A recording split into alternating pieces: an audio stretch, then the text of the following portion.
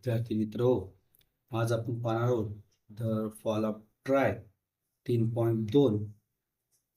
The fall of try म्हणजेच ट्रॉयचं पतन, part first, भाग पहिला. The Iliad is the story of Iliad or Troy, a rich trading city in Asia Minor near the narrow sea that leads from the Aegean to the Black Sea. It was well situated both of commerce and agriculture. Iliad ही Ilium किंवा ट्रॉयची कथा आहे आणि आशिया आणि मायनरमध्ये एजियनपासून काळ्या समुद्राकडं जाणाऱ्या अरुंद समुद्राजवळ ट्रॉय हे एक समृद्ध असं व्यापारी शहर वसलेलं आहे किंवा वसलेलं होतं. It was well situated both for commerce and agriculture, म्हणजेच व्यापार आणि शेती या दोन्हीसाठी एक उत्तम प्रकारचं शहर म्हणून गणलं जात होतं किंवा ते एक नगर होतं. In front of the city was the sea over which sailed the ships of Troy.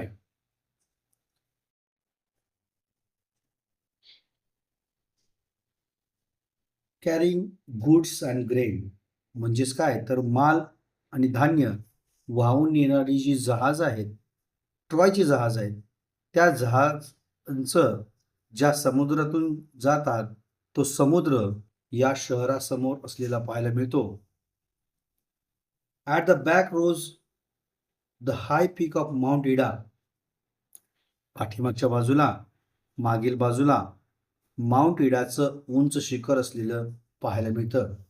From which flowed many rivers and streams. आणि याच पर्वतामधून अनेक नद्या, झरे वाहत असतात. द व्हॅली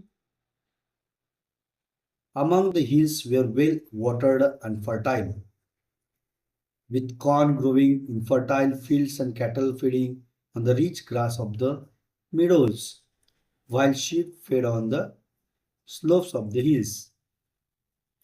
म्हणजेच काय तर या टेकड्यांमधील दऱ्यांमधून भरपूर असं पाणी वाहत होतं. त्या ठिकाणी असणाऱ्या जमिनी सुपीक होत्या आणि या सुपीक जमिनीतून धान्याचं पीक निघत असे आणि कुरणातील या सकस अशा गवतावरती गुरं पोसली जायची. त्याचबरोबर त्या ठिकाणी असणाऱ्या ज्या मेंढ्या होत्या त्या मेंढ्या टेकड्यांच्या उतारावरती चारल्या जात होत्या. Around their city the Trojans had built a strong wall so that no enemy should attack them from the sea. म्हणजे काय तर या ट्रॉयच्या लोकांना ट्रोजन्स असं म्हटलं जायचं. या ट्रोजन्सनी काय केलं होतं की समुद्रावरून येणारे जे शत्रू आहेत त्यांनी आपल्या नगरावरती किंवा शहरावरती हल्ला करू नये यासाठी या नगराभोवती एक भक्कम अशी भिंत बांधली होती. The wall was so broad that people could stand and sit and walk on it. याचाच अर्थ ती भिंत एवढी भक्कम बांधली होती की लोक त्याच्यावरती बसायचे, उभे राहायचे किंवा चालायचे सुद्धा. The great gates stood open and people could go to the sea shore outside and come in as they pleased. त्या भिंतीचे भव्य दरवाजे कायम उघडे होते आणि किंवा उघडे असत आणि त्यातून ते लोक मर्जीनुसार समुद्र किनाऱ्यावर जात परत येत होते. आत जायचे, परत बाहेर जायचे, म्हणजेच त्यांचं त्या गेटमधून जाणं येणं सुरू होतं. But in time of war the gates would be closed. युद्धाच्या काळात मात्र या भिंतीचे जे दरवाजे होते, दारे होती ती बंद असायची. And then the city was like a strong fortress, quite safe from all attack, protected by the walls surrounding it, as well as by the hills behind. युद्धाच्या काळात मात्र ही दरवाजे बंद असायची आणि शहराभोवतीच्या या तटबंदीमुळं त्याचप्रमाणे मागे असलेल्या टेकड्यांमुळं हे शहर जे होतं ते एखाद्या बळकट अशा किल्ल्याप्रमाणे होतं आणि सर्व हल्ल्यांपासून पूर्णपणे सुरक्षित राहील याची काळजी या ट्रोजन्सने घेतली होती. Thus, Troy was a strong city, strongly protected by its wall and strongly defended by its brave soldiers. But all the kings and heroes of Greece had declared war against the Trojans because Paris, a prince of Troy, had persuaded Helen, wife of a Greek king Menelaus, to elope with him. Troy ही नगरी अतिशय भक्कम अशी होती. त्या भिंतीमुळं भक्कमपणे सुरक्षित आणि शहरातील अनेक असे शूर सैनिक जे होते त्यांच्यामुळं ही ट्रॉय नगरी सुरक्षित होती. But all the kings and heroes of Greece had declared war against the Trojans. परंतु ग्रीसचे सर्व राजे आणि योद्धे यांनी ट्रोजन्स यांच्याबरोबर युद्ध करायचं असं जाहीर केलं किंवा युद्ध पुकारलं. Because Paris, a prince of Troy, had persuaded Helen, wife of a Greek king Menelaus, to elope with him. ट्रॉयचा जो राजकुमार पॅरिस हा जो होता यानं ग्रीकचा राजा जो मेनोलॉस होता त्या मेनोलसच्या पत्नीला घेऊन तो ट्रॉयला आला होता किंवा त्यानं तिला फूस लावून पळवून आणलं होतं.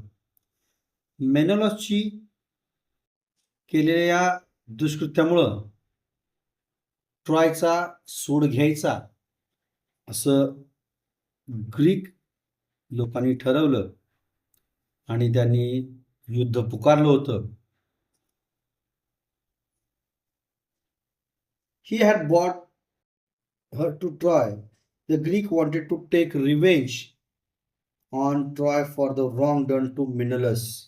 आणि या मेनलसच्या बरोबर झालेल्या दुष्कृत्यामुळं या ग्रीक लोकांनी ट्रॉयचा बदला घ्यायचा असं ठरवलं आणि त्यांनी सूड घ्यायचं ठरवलं.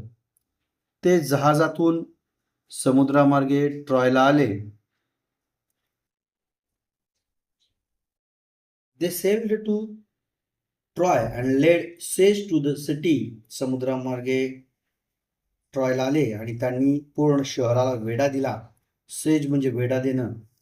The Trojans too fought hard आणि ट्रॉयचे जे शूर सैनिक होते किंवा ट्रोजन्स जे होते ते सुद्धा त्यांच्याबरोबर खूप धैर्याने लढले. And the sage continued for 10 long years. आणि हा जो वेढा होता तो वेढा असाच 10 वर्ष चालू होता. The fighting went on daily but the siege did not end. On the one hand the Greek could not take the city and on the other hand the Trojans could not force them to sail away. लढाई दररोज होत होती पण वेढा काही उठला नाही. एकीकडे ग्रीक योद्धे शहर जिंकू देत नव्हते आणि दुसऱ्या बाजूनं ट्रोजन्स त्यांना पळवून लावू शकत नव्हते. Trojans could not force them to sail away. Every day the Trojans came out of their gates and the Greeks came out of their tents and ships and the fighting went on. आणि दररोज Trojan त्यांच्या भिंतीच्या दरातून बाहेर येत, Greek त्यांच्या तंबूतून आणि जहाजातून बाहेर येत आणि हे युद्ध चालू असेल. कधी कधी दोन्ही सैन्यात मोठ्या लढाया होत होत्या. Sometimes there were great battles between the two आर्मीज Sometimes there were single fights between two great heroes. Sometimes the Trojans had the better of it, and sometimes the Greeks, but still the fighting went on. कधी कधी दोन्ही सैन्यांमध्ये मोठ्या लढाई होत, कधी दोघांच्या मध्ये लढाया होत, दोन शूर योद्ध्यांमध्ये लढाया होत. त्यात कधी ट्रोजन लोकांची सरशी होत होती, तर कधी ग्रीक लोक जिंकत होते, ग्रीक सैनिक जिंकत होते. पण लढाई ही अशीच चालू होती. Great heroes on both sides where killed in the course of the war. दोन्ही पक्षामध्ये असणाऱ्या, दोन्ही सैन्यांमध्ये असणारे मोठे योद्धे जे होते, युद्ध काळामध्ये मारले गेले होते. After leading the defence of his city of 9 years, the brave Hector was at last killed by Achilles, whom none could resist. 9 वर्ष शहराच्या संरक्षणासाठी नेतृत्व केल्यानंतर शेवटी वीर असा योद्धा हेक्टर अखिलीसकडून मारला गेला. But Achilles himself was killed later on by a poisoned arrow that entered his heel, the only part of his body where he could be wounded. परंतु नंतर खुद्द स्वतः अकिलीसही त्याच्या शरीराचा जो भाग होता, जखम करण्याचा जो उरलेला भाग जो होता, ती जी टाच होती, त्या टाचेला विषारी बाण लागल्यामुळं मारला गेला. त्यानंतर पुन्हा स्वतः पॅरिसी विषारी बाण जो होता, त्या विषारी बाणाने मारला गेला. The Trojans were tired of being shut up in their city, and the Greeks were longing to see their homes again, but still the fighting went on. Trojan लोक जे होते ते शहरात बंदिस्त राहून कंटाळले होते, आणि या ग्रीक लोकांना घराकडे जाण्याचे भेद लागले होते किंवा घराकडे परतावं असं वाटत होतं. तरी सुद्धा लढाई ही चालूच होती. अशा प्रकारे आपण आज द ट्रॉय याचा पहिला भाग आपण पाहिलेला आहे.